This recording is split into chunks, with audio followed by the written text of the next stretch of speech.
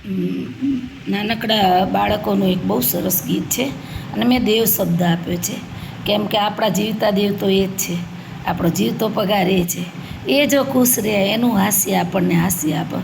અને આમાં શબ્દ બહુ સરસ છે, કૃષ્ણનું નામ છે અને શબ્દો પણ એટલા સરસ આપ્યા છે કે એના દ્વારા તમે ઘણું બધું શીખવાડી શકો એમ છો.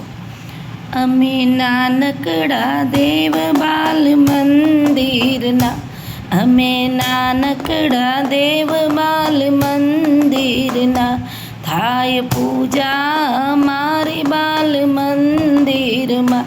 કૃષ્ણ નાના હતા, દૂધ પીતા હતા, દહીં ખાતા હતા, બહેન રમત રમાડે બાલ મંદિરમાં.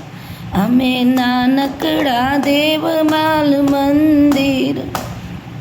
એમ કે અત્યારના બાળકો પડીકા જ ખાય છે, તો આ લીટી દ્વારા આપણે કૃષ્ણનું ઉદાહરણ આપીને કહી શકીએ કે ભાઈ દૂધ છે, રોજ સાંજે ભલે વાટકો બે ઘૂંટાઈ દૂધ પીને તમે સૂતા જાઓ, દહીં ખાઓ, તમે માખણ ખાઓ, ઘરનો ખોરાક છે એ ખાવો જોઈએ. આ સમતોલ આહારનું મહત્ત્વ તમે સમજાવી શકો છો. કૃષ્ણ નાના હતા, ખૂબ નીડર હતા, નાગ દમતા હતા, બહેન નિર્ભય બનાવે બાલ મંદિરમાં. નાગદમનની આખી વાર્તા કહી શકો છો, જળકમળ છાંડી બાળ આખું કાવ્ય સમજાવી શકો છો. એના દ્વારા નિડરતાનો ગુણ બાળકોમાં તમે સેવન કરી શકો છો અને નિર્ભય શબ્દની સમજણ આપી અને એ ગુણ તમે એનામાં વિકસાવી શકો છો. કૃષ્ણ નાના હતા, ખૂબ આ લીટી તો બહુ અગત્યની બાળકો માટે.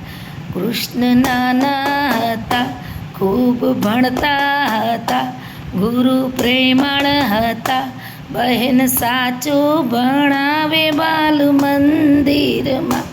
અમે નાનકડા દેવબા મંદિરમાં, થાય પૂજા મારી બાલ મંદિરમાં.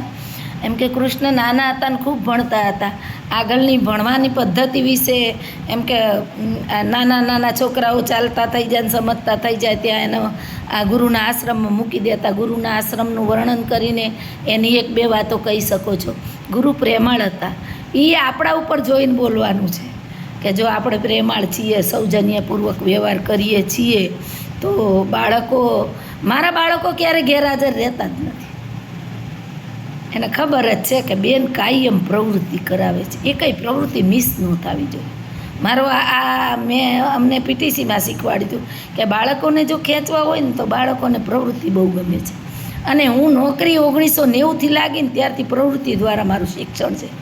તમે કદાચ મારી સ્કૂલે મારું કામ જોવા આવો ને તો તમારે પૂરેપૂરું અઠવાડિયું તો લેવું જ પડે, ઝડપથી જોવો ને તોય. એટલું મારું કામ છે, આખો રૂમ ભરેલો છે. સાહેબ આવે ને તો પહેલાં મારા રૂમમાં જ આવે, વિડીયો જ ઉતારે ને ફોટા જ ઉતારે, પછી આગળ વધો. એટલું મારું કામ છે, સતત કામ કર્યું છે મેં. એક ક્ષણ પણ મેં બગાડી નથી. ગેટમાં પ્રવેશી જાઉં એટલે દુનિયાને ભૂલી જવાની, વાર્તા પૂરી. મારા કુટુંબને ખબર, મારા કુટુંબે કોઈ દાડો મને ફોન ના કરે, 5 વાગ્યા પછી જ કરે. તો એ આપણે કરી શકીએ. પછી અમે નાનકડા બહેન સાચું ભણાવે, આપણે સાચું ભણાવવાનું છે, સત્ય શબ્દ શીખવાડવાનો છે. અને બાળકોને આજે પહેલી લીટી જે છે કે અમે નાનકડા દેવ બાલ મંદિરના, તો બાળકો માટે તો પહેલું એ જ છે કે એ દેવ તરીકે આવ્યા છે ને આપણે દેવ તરીકે શીખવાડવાના છે. હું રોજ વેલકમ કરું છું, કેમ કે પહેલું જ્યારે વેલકમ કર્યું તો બાળકોને શરમ આવીને થોડુંક એમ થયું, પણ મેં એમને સમજાવ્યું વિડીયો બતાવીને કે જુઓ તમે કેવા લાગો છો, રમણ ભમણ જેવા તેવા. લોકો આપણો વિડીયો જુઓ તો કેટલું ખરાબ લાગે. તો કાલથી આજનો વિડીયો હું કેન્સલ કરીશ, કાલથી વ્યવસ્થિત તૈયાર થઈને આવજો. પછી તમારું મહત્ત્વ છે, તમે અગત્યના છો, તમારા થકી અમે છીએ. તો બાળકને થોડું કાંઈ ટચ થાય છે કે અમારી પણ કાંઈક વેલ્યુ છે, અમારું પણ માનપાન છે. તો આ પહેલાં બાળકનામાં આપણે એ જગાડીને તો એ બાળક ક્યારેય ગેરહાજર રહેતું નથી. અસ્તુ.